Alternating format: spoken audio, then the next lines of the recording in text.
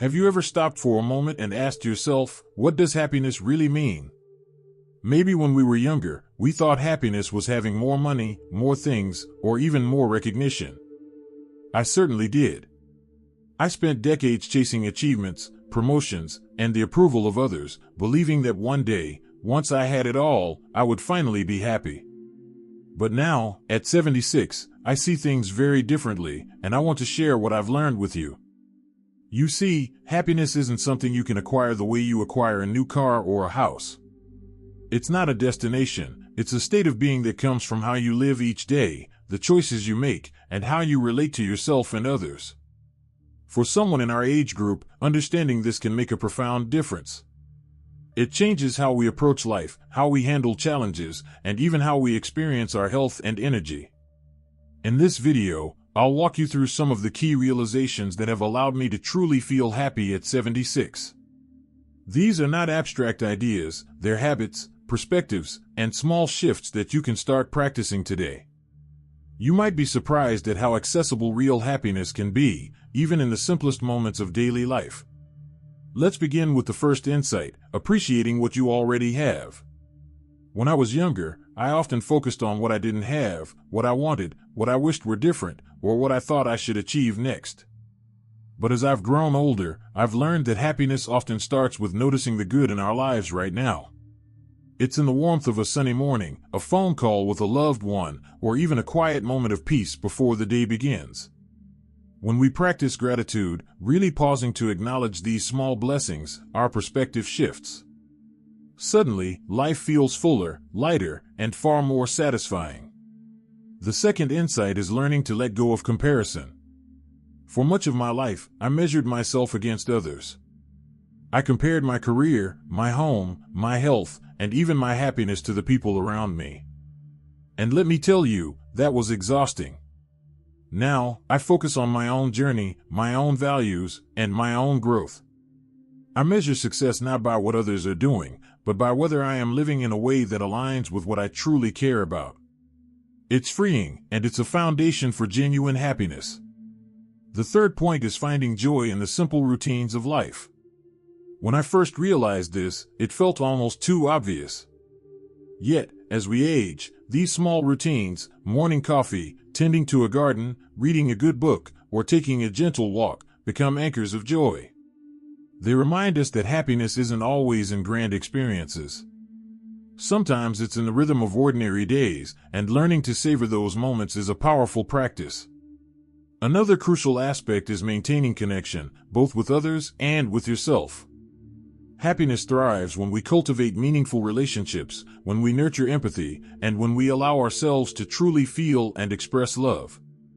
And connection doesn't have to be complicated. A thoughtful note, a phone call, a shared meal, these are the threads that weave joy and fulfillment into the fabric of our lives. At the same time, connecting with yourself, being honest about your feelings, forgiving yourself for past mistakes, and embracing who you are today is equally important. Finally, I want to touch on the idea of acceptance. Life doesn't always go the way we plan. We face challenges, health issues, and unexpected losses. One of the most liberating lessons I've learned is that happiness doesn't depend on life being perfect. Instead, it comes from accepting things as they are, from finding peace in the moment, and from choosing how we respond to what comes our way. Acceptance isn't giving up, it's a conscious choice to let go of resistance and embrace life fully, even with its imperfections. Now that we've explored the first few insights, gratitude, letting go of comparison, finding joy in the simple routines, maintaining connection, and practicing acceptance, you might already feel a little shift in perspective. These aren't abstract concepts, they're practical ways to reshape your daily life. You don't need to wait for some big event or milestone to be happy. In fact, the older we get, the more valuable these daily practices become. As we move forward in this video, I'll share more insights and examples of how I've applied these ideas to my own life. You'll see how small, intentional choices each day can gradually transform not only how we feel but also how we experience the world around us. By the end, you'll have a roadmap, not a rigid set of rules, but a guide to living a happier, more fulfilling life at any age. So, let's continue this journey together and explore the next steps that have helped me, at 76, finally understand what happiness truly means. And feel that these insights are meaningful. Please type number 2 in the comments to let me know you're still with me. And if you haven't subscribed yet, I warmly invite you to do so, and don't forget to turn on the bell, so you won't miss any of our upcoming videos designed to uplift, inform, and inspire. Your support truly means a lot. It's what keeps us going and allows us to continue sharing thoughtful, helpful content just for you.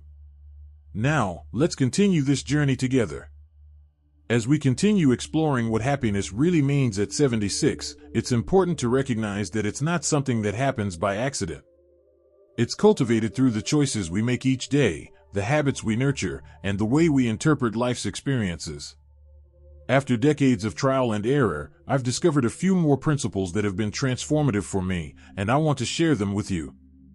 One of the most powerful insights I've learned is the importance of focusing on what I can control, rather than what I cannot. When I was younger, I spent so much energy worrying about circumstances beyond my influence, global events, the opinions of others, or outcomes that were never guaranteed. It drained me, and frankly, it kept me from enjoying the moment. Now, I make a conscious effort to center my attention on actions, thoughts, and attitudes I can influence. I can choose how I respond to challenges. I can choose kindness over irritation. I can choose to see beauty in the world around me. That shift alone has lifted a tremendous weight from my shoulders. Another habit that has brought me a lot of peace is slowing down and embracing stillness. Life has a way of moving fast, and as we age, it's easy to feel like time is slipping away. But slowing down, taking time to savor a morning cup of tea, noticing the birds outside, or simply sitting quietly for a few minutes each day, helps me stay present. It reminds me that happiness is found not in rushing toward the next thing, but in appreciating what's right in front of me.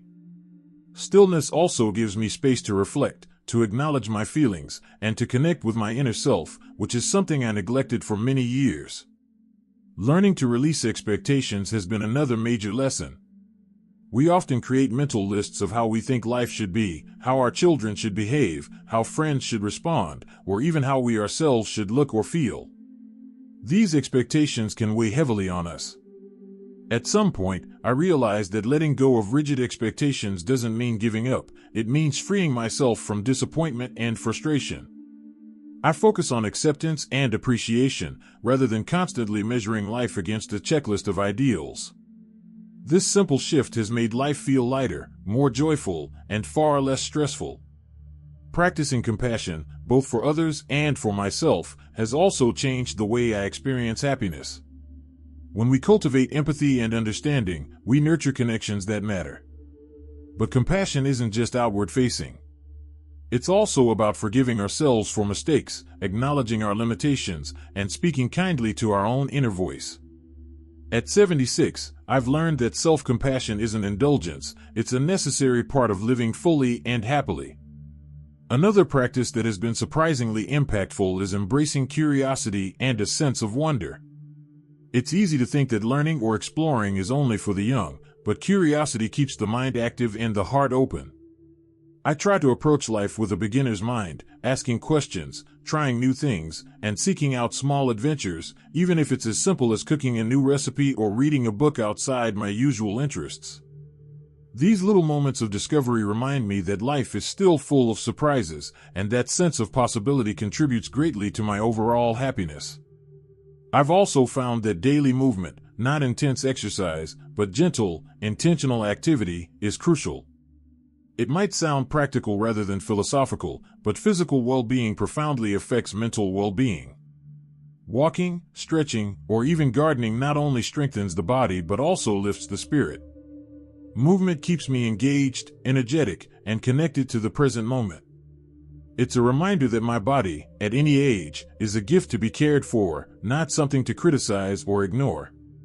Finally, I want to talk about cultivating moments of gratitude in action. It's one thing to think, I'm grateful for my family, or I'm grateful for this moment of peace, but it's another to express that gratitude through a note, a kind word, or a gesture of appreciation. These expressions strengthen relationships, create positive energy, and deepen the sense of fulfillment we feel each day. I make it a habit to find at least one way each day to actively share my gratitude with someone, and it never fails to lift my mood and theirs as well. So, by now, we've explored several key principles, focusing on what we can control, embracing stillness, releasing expectations, practicing compassion, nurturing curiosity, moving our bodies, and expressing gratitude. Each of these practices may seem small individually, but together, they create a powerful framework for living happily in later life. They remind us that happiness is not a far-off destination, it's woven into the fabric of each day, waiting for us to notice and cultivate it. In the next section, we'll explore the final pieces of this journey toward understanding true happiness, and I'll share some of the ways all these principles come together to create a life that feels full, meaningful, and joyful even at 76. Now, let's dive a little deeper into how these habits start to reshape your daily life. Focusing on what we can control doesn't just lighten the mental load, it also creates space for us to engage more fully with the present. For example, I've learned that I can't control other people's opinions, but I can control how I respond to them. When someone disagrees with me or criticizes me, I take a breath, listen, and respond calmly instead of reacting emotionally. This simple adjustment has prevented countless unnecessary conflicts and preserved my peace of mind. Similarly, slowing down isn't just about finding quiet moments, it's about noticing life's subtle joys that we often overlook. I remember one morning sitting by the window with my coffee, watching the sunlight filter through the trees. I noticed the delicate way the leaves swayed in the breeze, the sound of birds greeting the day. In that moment, I felt deeply content, not because anything extraordinary was happening, but because I allowed myself to fully experience a simple moment. It's small acts like these that remind us happiness doesn't have to be grand or complicated. It can be as gentle as noticing the warmth of the sun on your face. Letting go of expectations is another practice that has been transformative. For so many years, I assumed life should unfold in a certain way, my career trajectory, family milestones, even how my body should look or perform. But as I aged, I realized these rigid expectations were a source of suffering. Letting go doesn't mean you stop caring or striving, it means you stop punishing yourself or others when reality doesn't match your ideals. I found that acceptance and flexibility not only reduce stress but also open doors to unexpected joys. Sometimes the most beautiful moments in life come precisely when we stop insisting things go according to plan. Compassion has also taken on new meaning for me as I've grown older. It's not just about helping others, it's also about treating yourself with the same kindness. When I make a mistake or feel my energy dip, instead of berating myself, I gently acknowledge it and ask, what can I do to support myself right now? This simple self-compassion creates a buffer against frustration and allows me to continue growing, learning, and enjoying life without being weighed down by self-criticism. Curiosity and wonder are surprisingly powerful tools for happiness at 76. I've started experimenting with small things I never tried before, a new hobby, a different genre of book, or even just exploring a new route on my daily walk. These little adventures spark excitement and remind me that life still has surprises in store, no matter your age. They keep the mind active, the heart open, and the spirit engaged. Movement, too, is more than physical, it's emotional and mental. A short walk in the morning clears my head, stretches my muscles, and primes me for the day. Gardening, light stretches, or even a few minutes of dancing to music in the living room can lift the mood and reinforce a sense of vitality. At 76, I know that taking care of my body is inseparable from taking care of my happiness. Finally, gratitude in action has become a cornerstone of my daily practice. Writing a note to a friend, expressing thanks to a caregiver, or simply telling someone you appreciate them fosters connection and joy. Gratitude shifts our perspective from scarcity to abundance, making life feel fuller and more satisfying. I've discovered that the act of sharing gratitude doesn't just benefit others, it amplifies my own sense of happiness in profound ways.